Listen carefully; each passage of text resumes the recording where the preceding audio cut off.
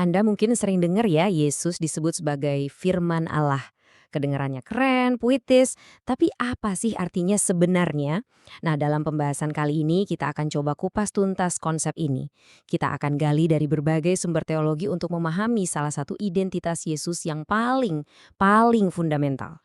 Oke, langsung ke pertanyaan besarnya nih. Siapakah firman yang menjadi manusia? Dan ini bukan sekedar pertanyaan buat para teolog aja loh. Jawaban dari pertanyaan ini tuh benar-benar jadi kunci untuk membuka pemahaman kita tentang seluruh cerita kekristenan. Yuk, kita cari tahu bareng-bareng. Oke, kita mulai dari bagian pertama. Yesus sebagai firman kehidupan.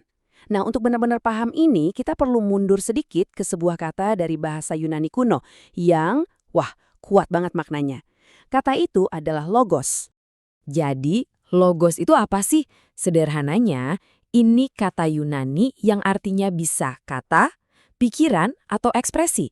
Coba deh bayangin begini, kalau Tuhan punya pemikiran, punya kehendak, nah, Yesus itu adalah ekspresi hidup dari semua itu.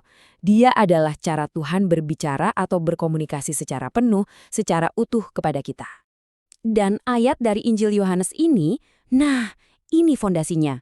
Coba perhatikan, ada 3 bagian penting di sini. Pertama, pada mulanya adalah firman. Ini artinya apa?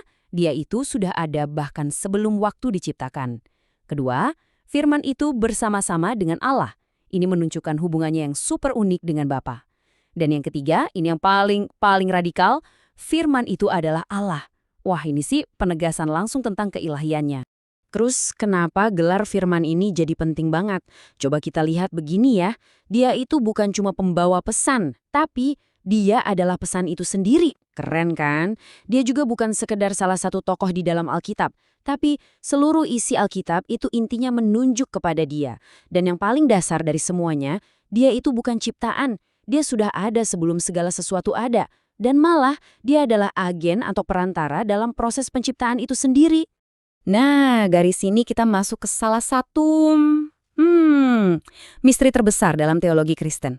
Gimana ceritanya Sang Firman yang ilahi ini bisa pada saat yang bersamaan juga menjadi manusia seutuhnya. Yuk kita lihat lebih dalam lagi soal 2 sisi ini, keilahian dan kemanusiaannya. Coba perhatikan deh kontrasnya di sini. Luar biasa kan? Di satu sisi kita ngomongin hal-hal yang abadi, yang ilahi, sejak semula bersama Bapa. Tapi di sisi lain, lihat deh bahasanya jadi sangat fisik, sangat manusiawi. Telah kami dengar, telah kami lihat, tangan kami telah merabanya. Ini menunjukkan kalau ini tuh bukan sekedar teori abstrak. Ini adalah kesaksian langsung, pengalaman nyata dari orang-orang yang bertemu langsung dengan Tuhan dalam wujud manusia. Nah, istilah kerennya dalam teologi untuk ide ini adalah inkarnasi. Artinya, Sang Firman jadi daging, jadi manusia. Dan yang penting banget untuk kita ingat, ini bukan berarti dia jadi 50% Tuhan dan 50% manusia ya, bukan campuran gitu. Konsepnya jauh lebih dalam. Dia itu 100% Allah dan pada saat yang sama juga 100% manusia. Dua-duanya utuh dalam satu pribadi. Kutipan dari George W. Treat ini menurut saya ngerangkumnya dengan sangat indah. Dia bilang, tanda hubung kecil di antara kata Allah dan manusia itu justru hal yang paling berarti. Coba bayangkan. Sebuah tanda kecil, tapi tanda itu menjembatani jurang yang sangat besar antara yang kekal dan yang fana, antara yang ilahi dan yang manusiawi. Semuanya bertemu dalam satu pribadi. Oke, kita udah bahas siapa dia. Sekarang pertanyaan selanjutnya, kan pastinya kenapa ya kan? Kenapa Sang Firman ini sampai harus jadi manusia? Sebenarnya apa sih misinya datang ke dunia? Dan ternyata misinya itu cakupannya luas banget. Mulai dari skala kosmik yaitu menciptakan dan memelihara alam semesta sampai ke skala yang sangat personal buat kita. Menjadi jembatan supaya kita bisa kenal Tuhan, bisa dapat hidup yang kekal, dan bahkan bisa punya teladan untuk kita ikuti. Jadi ini bukan cuma soal selamat dari hukuman, tapi ini soal pemulihan hubungan secara total.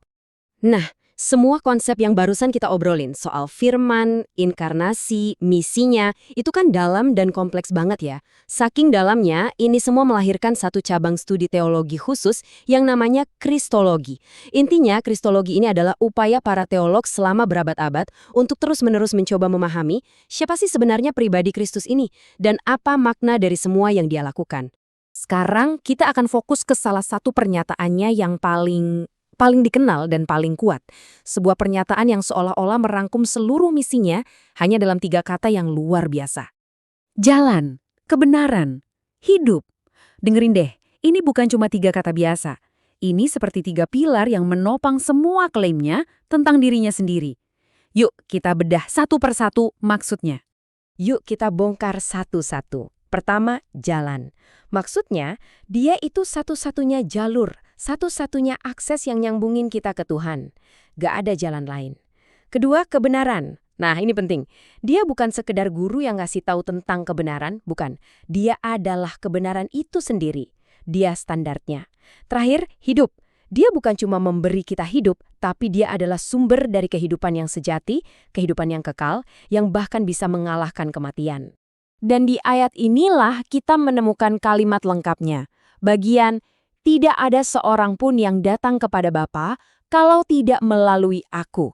Ini adalah salah satu klaim yang paling tegas dan paling mendasar. Ini menegaskan perannya sebagai satu-satunya perantara mutlak antara manusia dan Tuhan.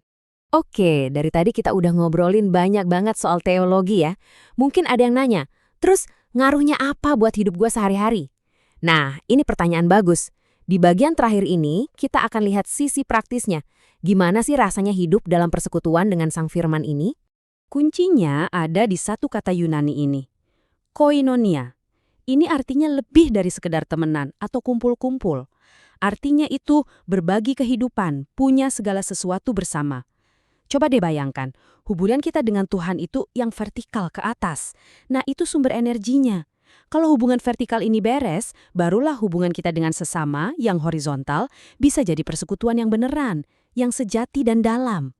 Nah, logikanya jadi begini. Kalau Tuhan itu adalah terang, ya kita gak bisa dong sungguh-sungguh dekat sama Dia sambil kita sendiri jalan di dalam kegelapan. Coba lihat bedanya. Hidup dalam terang itu artinya kita hidup otentik, jujur, mau ngaku salah, dan mau terus dibersihkan. Sebaliknya, hidup dalam kegelapan itu, ya hidup dalam kepura-puraan. Ngakunya percaya, tapi kelakuannya beda. Ini soal integritas, soal nyambung atau enggaknya antara apa yang kita yakini dan apa yang kita lakukan. Jadi, pada akhirnya, semua penjelasan ini mengerucut ke satu pertanyaan. Pertanyaan praktis buat kita masing-masing. Kalau kita benar-benar percaya, Yesus adalah firman yang jadi manusia, Dia adalah sang terang, pertanyaannya jadi bergeser. Bukan lagi siapa Dia, tapi sekarang jadi bagaimana persekutuan saya dengan Dia benar-benar mengubah cara saya hidup mulai hari ini? Nah, disinilah teologi itu minta respons dari kita. Sesuatu untuk kita pikirkan ya.